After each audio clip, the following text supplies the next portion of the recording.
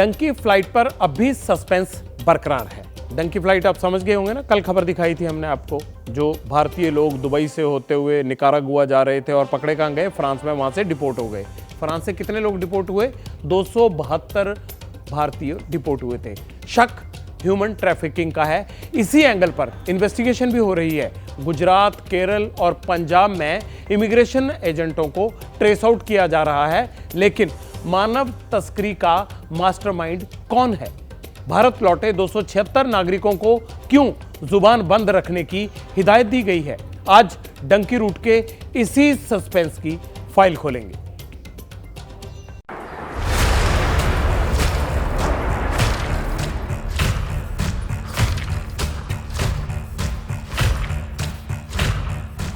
चौबीस घंटे में डंकी फ्लाइट के कितने राज खुले? गुजरात से लेकर पंजाब और केरल तक डंकी रूट के कितने किरदार मिले?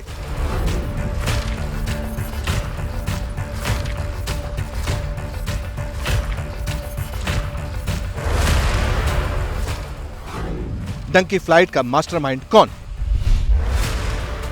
फ्रांस के वैटरी हवाई अड्डे से मुंबई लौटी डंकी फ्लाइट में कुछ तो लोचा है, कुछ तो ऐसा है जो छिपाया जा रहा है, क्योंकि जो 276 हिंदुस्तानी फ्रांस से मुंबई डिपोर्ट हुए वो न सिर्फ सुरक्षा एजेंसियों के रडार पर हैं, बल्कि उन्हें सख्त ऑर्डर भी मिले हैं। 276 पैसेंजर्स मीडिया से बात नहीं करेंगे और न ही एजेंट के बारे में किसी को बताएंगे। बिना लोकल पुलिस को इन्फॉर्म किए कोई शहर नहीं छोड़ेगा।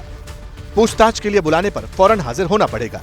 एजेंसियां फूंक फूंक कर कदम रख रही हैं। रडार पर वो एजेंट्स हैं जिनके जरिए 300 से ज्यादा भारतीयों को विदेश भेजा गया था।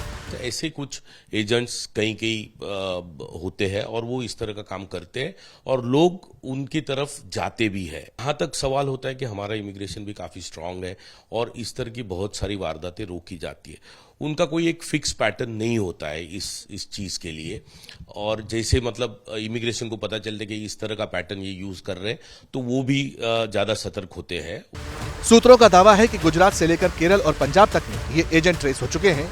उनकी धरपकड़ के लिए टीमें बना दी गई। इतना है अभी तक जो अनऑफिशियल सोर्सेस है कि उसमें काफी लोग पंजाब के हैं, और अगर ऐसी कोई इन्फॉर्मेशन हमारे पास आएगी उसको वेरीफाई किया जाएगा। हमारे स्पेशलाइज्ड जैसे एनआरआई विंग है हमारा, और भी इसके साथ डील करने वाले विंग्स हैं, तो अगर कोई इलीगैलिटी उसमें पाई जाएगी तो जो as per law as per procedure कार्रवाई बनती होगी वो की जाएगी पुलिस की तरफ से। यानी पुलिस हर कड़ी को खंगाल रही है। वैसे खंगाला तो 276 नागरिकों को भी किया। एजेंसियों के सामने वतन लौटे लोगों ने खुद को विक्टिम बताया। एजेंसियों की इन्वेस्टिगेशन में पता चला कि फ्रांस में जिन लोगों को पकड़ा गया था वो हिंदी, तमिल, गुजराती और पंजाबी बोलते हैं। इनमें से ज्यादातर लोगों का मकसद अमेरिका और कनाडा पहुंचना था। पूछताछ में सबने विदेश जाने के अलग अलग कारण बताए। किसी ने बताया कि उन्हें अमेरिका में नौकरी का आश्वासन मिला, तो किसी ने कहा कि उन्हें कनाडा में रिश्तेदार के घर पहुंचना था जो वहां उनकी नौकरी लगवाते। इन लोगों से 15 से 25 लाख रुपए ऐंठे गए थे। भारत लौटे इन लोगों में से बहुत कम को अंग्रेजी आती। इन लोगों को अलग अलग रूट से अबू धाबी में इकट्ठा किया गया था। कोई कोच्चि से, कोई मुंबई से, तो कोई दिल्ली से अबू धाबी पहुंचा। निकारागुआ देश कहाँ है, ज्यादातर लोगों को यह भी पता नहीं था। ज्यादातर तो ऐसा है कि कोई भी आदमी अपने अपने इससे तो बॉर्डर क्रॉस नहीं कर सकता है। उनको एजेंट्स की जरूरत होती है और एजेंट्स ही ये काम करवाते हैं।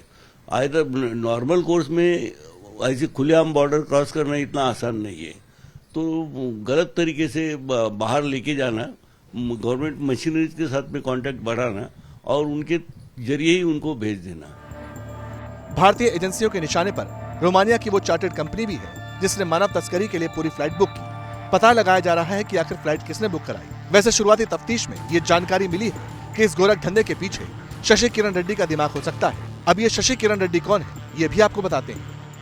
ये शख्स हैदराबाद का रहने वाला है।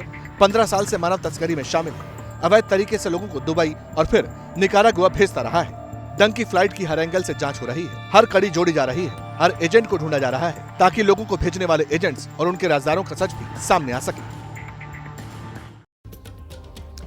डंकी रूट के जरिए हर साल कितने लोग विदेश जाते हैं, इसका डाटा बड़ा चौंकाने वाला है।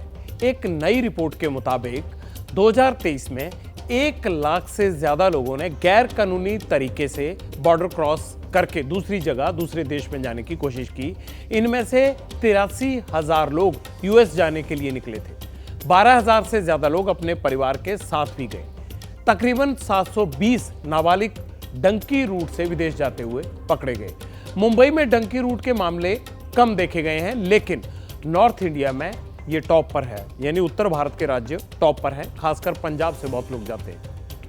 सही मायने में जो वीजा को लेकर अलग अलग जो परेशानियों का लोगों को सामना करना पड़ता है, कुछ लोगों की मजबूरियां होती है, मगर जो वीजा की प्रक्रिया चाहे मुंबई हो, पूरे देश में जो अलग अलग प्रक्रिया से लोगों को गुजरना पड़ता है तो काफी जटिल होती है।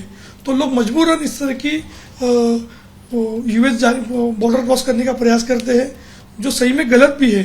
और कहीं ना कहीं तो यूएस को भी इस बारे में कोई एक ठोस नीति बनाने की आवश्यकता है।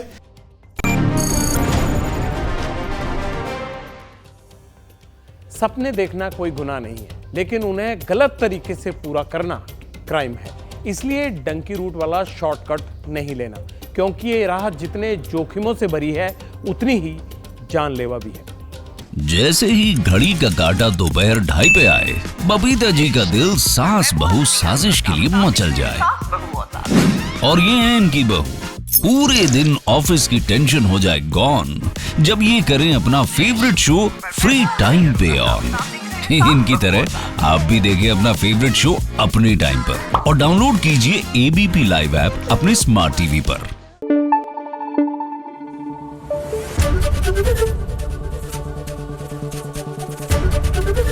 एबीपी न्यूज आपको रखे आगे।